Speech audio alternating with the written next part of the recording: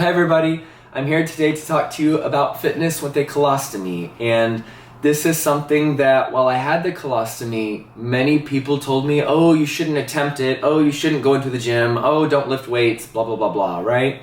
And I'm here as a testimony, as well as others, to say that is false. You can 100% do fitness with a colostomy.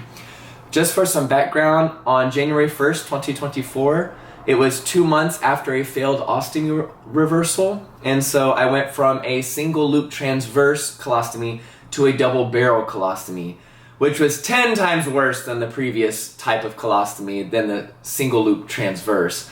The double barrel was crazy. I mean, all the output went out through that colostomy. At least with the other previous colostomy, I was able to use my rear end, and I still did.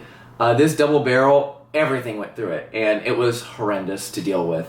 But I did go ahead and I started off slow on January 1st, and I bought a colostomy workout belt that goes around your waist, or around, you can put it wherever, but I would put it by where the colostomy was, so that way the adhesive would stick, because you're getting sweaty while you work out. And so I bought the colostomy belt by Mesha from Instagram, and I've included a screenshot of his profile below. And you can go to his profile and click the link, and it should take you to his store to buy his product.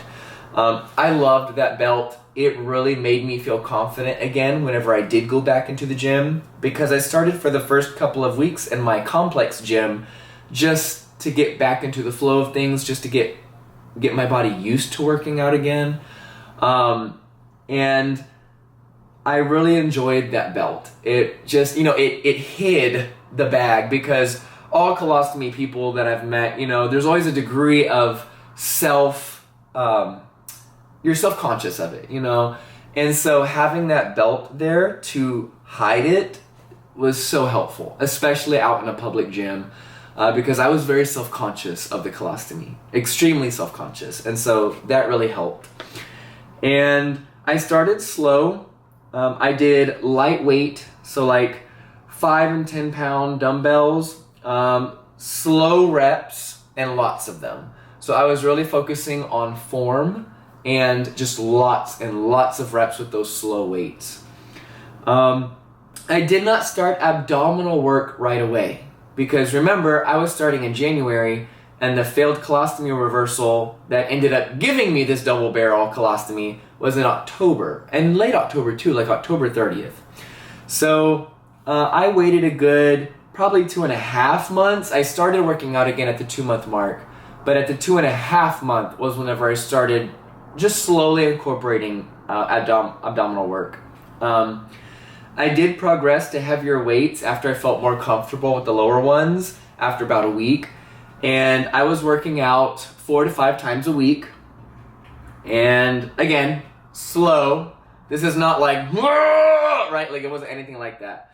And then as I progressed with the abdominal work, I did not do machines, right? I did body weight. So I was laying on the ground doing crunches, right? Or sit-ups or something like that, planking, right? And you have to know your limits, because whenever I was starting out with abdominal work, I only did, I think it was 15 sit-ups before I said, whoa, right? Like I laid back down and I tried to relax and breathe as best I could, because I'm pretty sure I had almost come close to a hernia. And then obviously the next day, I did not do abdominal work, because I was like, okay, I don't want that to happen, right? Like, I clearly worked those muscles to the point, right? So like, I'm gonna give those muscles a day of rest. I did advance from crunches to sit-ups. I did start off with crunches. There is a difference. I will be uploading future videos about this, but if you want to go ahead and look it up on YouTube, a crunch is different from a sit-up, and a crunch is easier and involves less muscles, okay? Beyond that, after the first 2 weeks, I began incorporating abdominal work like that, just body weight, crunches, sit-ups, and planks from 2.5 weeks, all the way up until the reversal surgery. And, you know, it was great. I started to notice quick progression. After a month of abdominal work, I could hold a plank for over a minute, whereas before I could only plank for 20 seconds. So, you know, it's just consistency and keeping it up and knowing your limits. There were times at the gym whenever I would be doing crunches or sit-ups and I would, whoa, and I would just stop because I could feel the colostomy, like I could, right? Like if you have a colostomy, you know what I'm talking about. You can feel once you're getting right up to that point that a hernia might occur. In addition to this, I was taking supplements. I was taking, or I do still take supplements. I really only take pre-workout. I am not my oncologist does not want me taking creatine, and so I don't. And really the only supplement she's okay with me taking is pre-workout because I told her, I was like, I need caffeine. She was like, okay. Then she was like, you can have pre-workout, but she's like, I want you staying off of supplements. So I don't take powdered protein shakes. I don't take creatine. I don't take BCAAs, right? I really just take pre-workout. And I will say that the caffeine, because if you know anything about caffeine, it's an intestinal stimulant, right? And so there would be times that I would go to the gym and, pardon my language and the pun, but it would be a real shitty time. Not that there were any leaks. I never struggled with the leak at the gym, praise God. But there were times whenever it was just constant output because of the pre-workout. So if you have a colostomy and you're looking at getting into fitness, just know that if you want to take pre-workout, it's going to cause some output, and most of it was liquidy.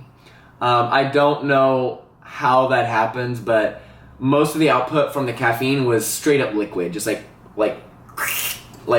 I can't imitate the sounds properly. It was, if you have a colostomy, you know what I'm talking about. It was liquid output.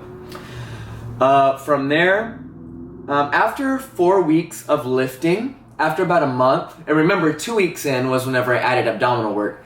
After about a month to a month and a half, I was back. I was back in the gym. I was lifting heavy weights. I'll include some videos here for you.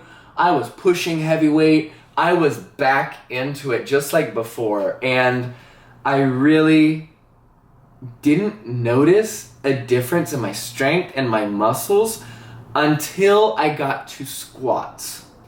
And this is very important because my lower back would hurt. And I never struggled with back problems before the colostomy. And now, after the reversal, I don't have back problems either. So my reasoning, the logical explanation would be that the lower back pain was caused by the colostomy. Indirectly, not by the colostomy itself. And I say this, I typed out something to say. I typed, my lower back would hurt, and I'm assuming it's because of the hole in the abdominal wall for which the colostomy interrupted the muscle fibers. And it's because the transversus abdominis, abdominal muscles, reach around and connect to the lower back and pelvis. And those muscles are deep inside the abdomen. So that's what I'm saying by, I'm pretty sure it was because of the colostomy, because those muscle fibers are not connected anymore, really. They're spread apart. And so this side is really at a disadvantage when it comes back to the lower back. And when you're pushing, I wasn't even pushing weight. I mean, I was just doing regular back squats, with the barbell, like trying to have good form, and I would just struggle with lower back pain.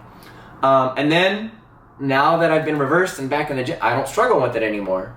So if you have a colostomy, just be aware that that's interrupting those abdominal muscle fibers.